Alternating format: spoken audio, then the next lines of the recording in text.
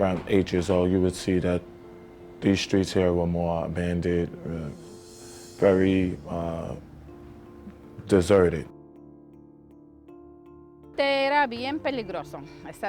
Before, it was very dangerous. It was very dangerous, and there were many houses destroyed and burned in the blackout. It caused terrible destruction. Very bad in this area. It was lost, lost, lost.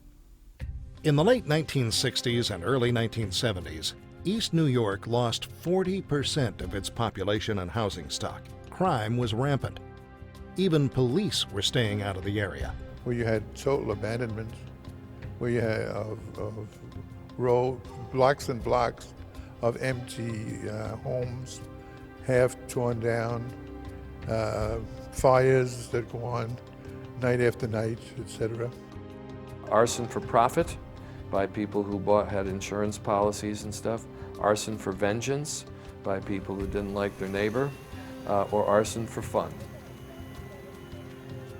I buried people from this church who died in those fires. I had a woman 3 blocks from here who was bound and gagged, raped, and then her house was set on fire on top of her. And she burned and was alive for 2 months in the Cornell Burn Center. Okay, I saw somebody who had been to hell on earth. I was not giving up on that woman. I was not giving up on that. I was not going to allow that death to overcome life. The situation in East Brooklyn forced families and businesses to leave their neighborhoods. Hope seemed lost. But church leaders were not ready to give up. They crossed denominational lines to work on a rebirth of their community.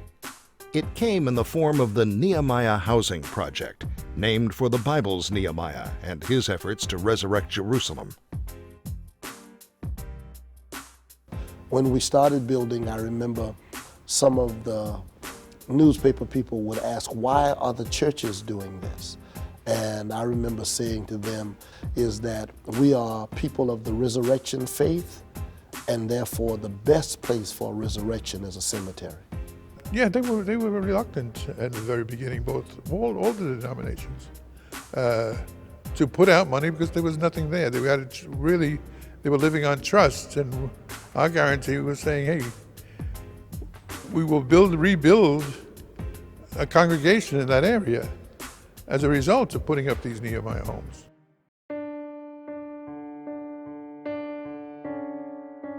The churches went to their national leaders asking for $1 million minimum from each diocese or denomination. They wanted to set up a loan pool to build affordable single-family row houses, homes that would see families paying no more than they were paying in rent. As we assembled the pool of loan money from the Missouri Synod, the Roman Catholic Diocese, and the Episcopal Church, we were not sure whether we would be able to pre-sell all of these homes. We soon found out that there were 15,000 families waiting for these homes to be built. There was a huge waiting list of people saying, please let me in on this dream. An apartment would cost you $900, $1,000, $1,200, $1,500. Nehemiah gave us a chance to get a house with half of the money that the people are paying now. The pool of money provided buying power. The purchase of construction product in bulk allowed multiple houses to be built cost-effectively. We were able to achieve extraordinarily low costs and very high affordability and produce some terrific houses. If we have a project that has a large number of units, due to the repetitiveness, we can achieve levels of productivity that are higher than we can get in the field, along with that quality.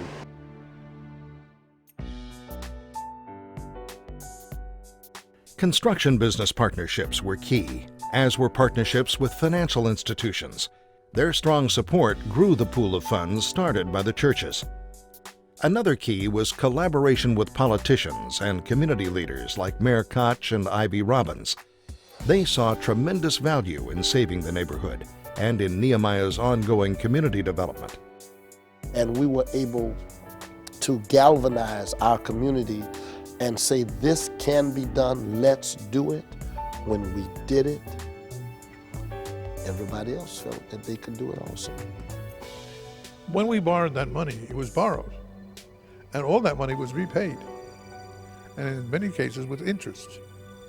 The interest that was made on that money while it was sitting, waiting to be used, gained interest.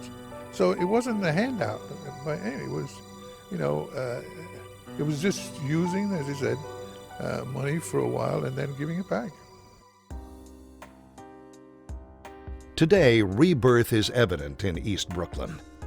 The Nehemiah Project resurrected a community. More than 3,000 homes are built, and another 1,000 are planned. There's pride. There's community. There's hope. Captain over here in the local precinct who said the biggest answer to narcotics in this area was Nehemiah. Because what happened, they came in and they tore down all these abandoned buildings, which were the places where these drug people were using as shoot-up halls or places where they were selling their drugs and what have you.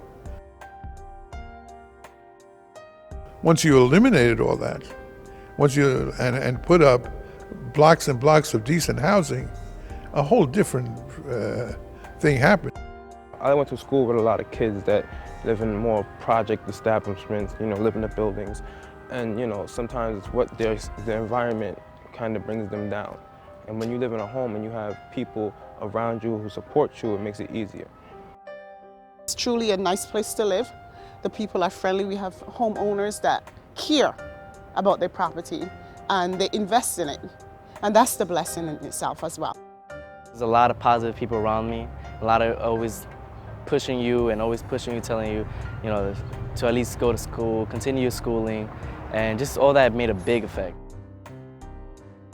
Rebirth in East Brooklyn occurred because people and the East Brooklyn congregations believed and worked hard to see that the Nehemiah plan succeeded.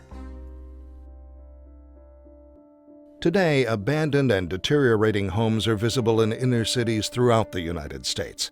Detroit reports some 39,000 abandoned homes, Philadelphia 27,000, Baltimore 15,000.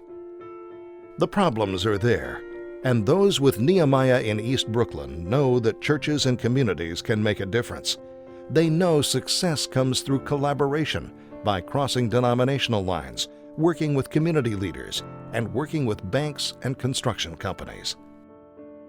God had placed me in just the right spot, where due to the fact that He brought us together rather than keeping us separated, we have been allowed to make a difference for the sake of the whole world.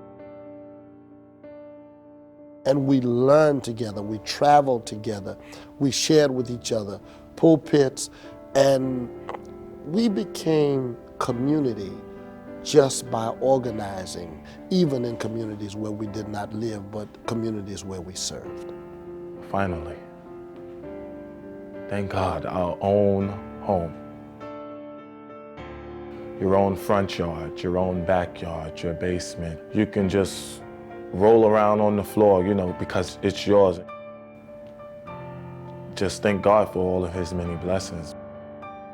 And the only thing you can say is, Lord, I thank you.